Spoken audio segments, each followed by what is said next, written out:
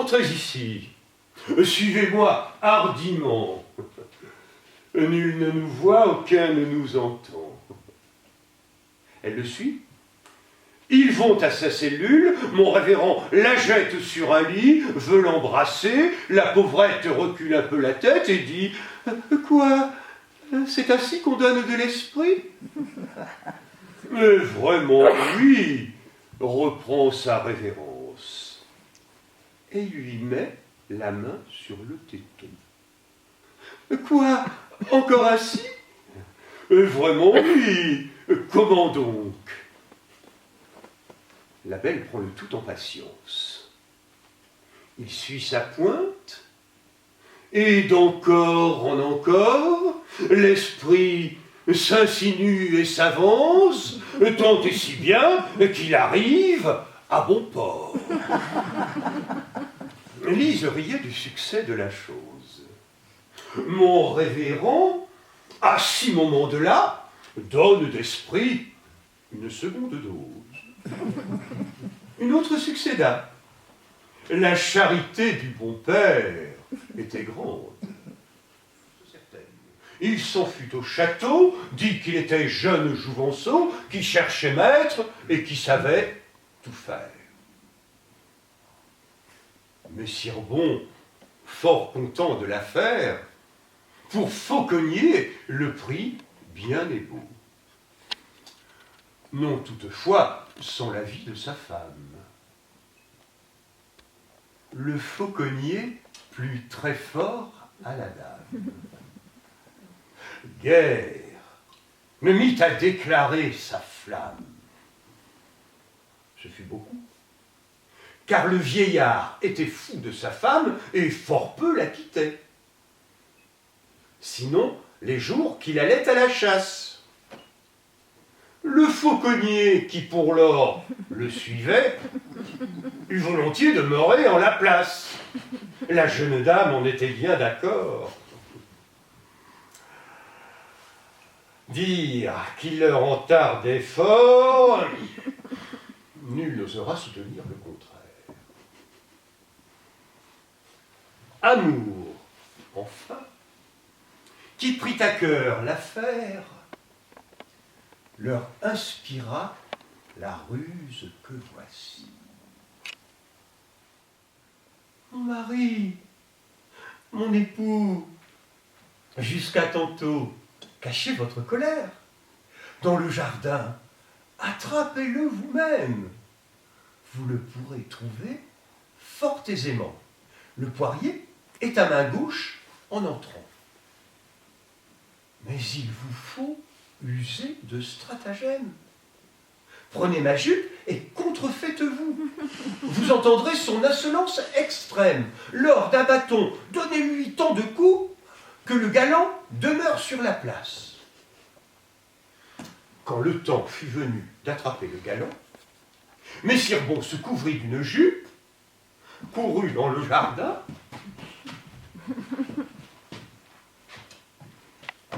où ne trouva personne. Tandis qu'il frissonne, claque des dents et meurt quasi de froid, le Fauconnier, qui le tout observoit, va voir la dame, et avec elle se donne tout le bon temps qu'on a, comme je crois, quand entre deux draps on tient dame jolie et qui n'est pas point à soi. Messire Bon, dans le jardin, est rempli d'impatience. Le Fauconnier, l'apercevant, feignit de croire apercevoir la dame et lui cria « Quoi donc, méchante femme, à ton mari tu brassais un tel tour? Est-ce le fruit de son parfait amour? Dieu soit témoin que pour toi j'en ai honte. Si j'ai tiré ce rendez-vous de toi, c'est pour mieux éprouver ta foi. Et ne t'attends de m'induire en luxure. Jamais à mon Seigneur ne ferait telle injure. Sur la foi de Dieu, Ce bras te châtiera, et mon Seigneur, après, le saura. »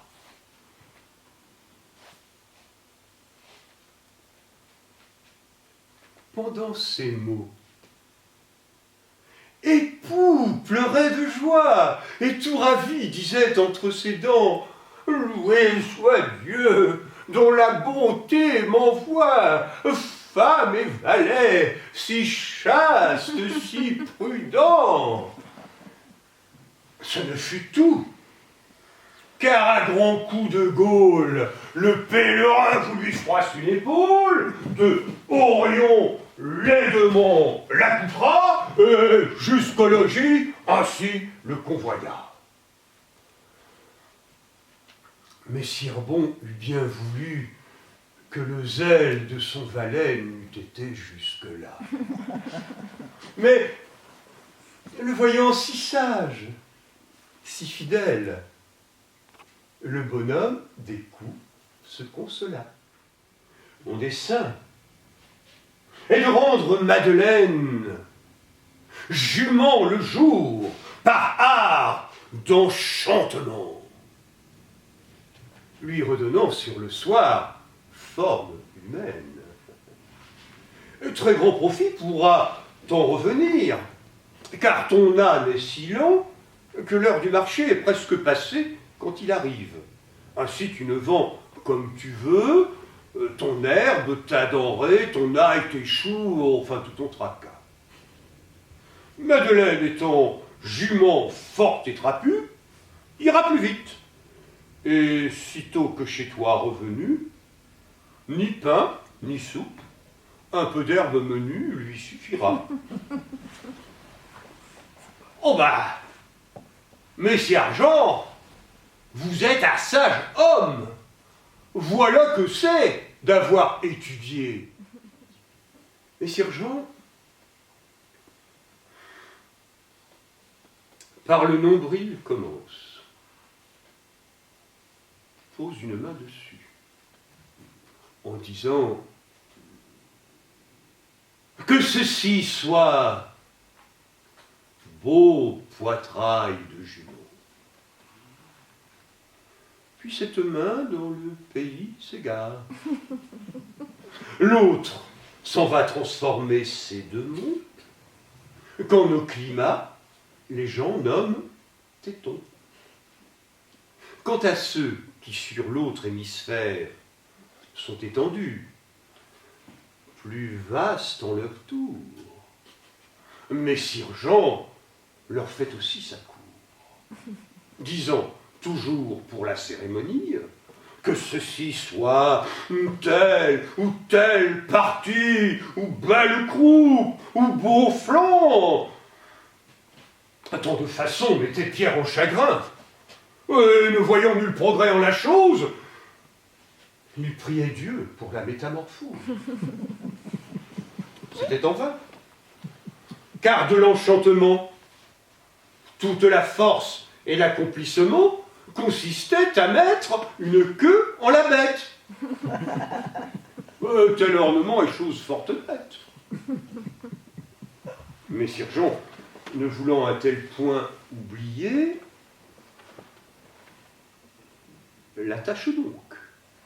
Or, Pierre de crier si haut qu'on l'eût entendu d'une lieue: « Messire Jean, je n'y veux point de queue, vous l'attachez trop bas, Messire Jean !» Pierre à crier ne fut si diligent que bonne part de la cérémonie ne fut déjà par le prêtre accomplie. Le reste lui était, si Pierre encore n'eût tiré par la soutane le curé Jean, qui lui dit: « Foin de toi! Ne t'avais-je pas recommandé, gros âne, de ne rien dire et demeurer quoi ?» Voilà scandale et bruit dans l'abbaye. D'où ce petit enfant est-il chu? Comment a-t-on, disaient les sœurs en riant, trouvé séant? Ce petit champignon ne s'est-il après tout fait lui-même?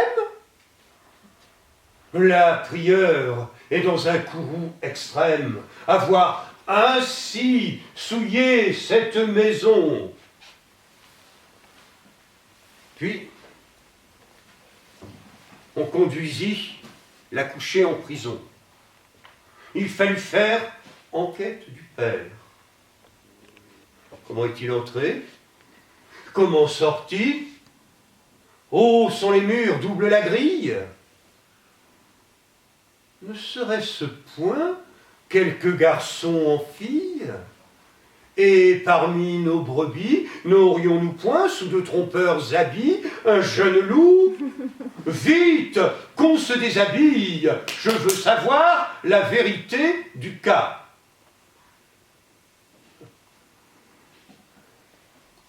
Qui fut bien pris? Ce fut notre Blondin. Comment échapper à un tel danger? Nécessité, mère de stratagème, lui fit lier. Il est facile de deviner ce que lia notre jeune imprudent. D'un brin de fil. D'un brin de fil, il l'attacha, de sorte que tout parut aussi plat que chez les nonnettes. La filleule, la mère supérieure, a sur son nez des lunettes pour ne juger du cas légèrement.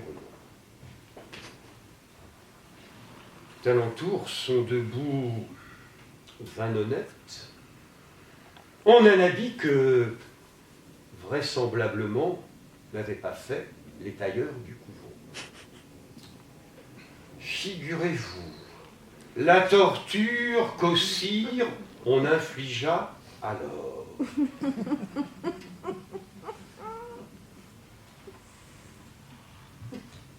Touffe de lys,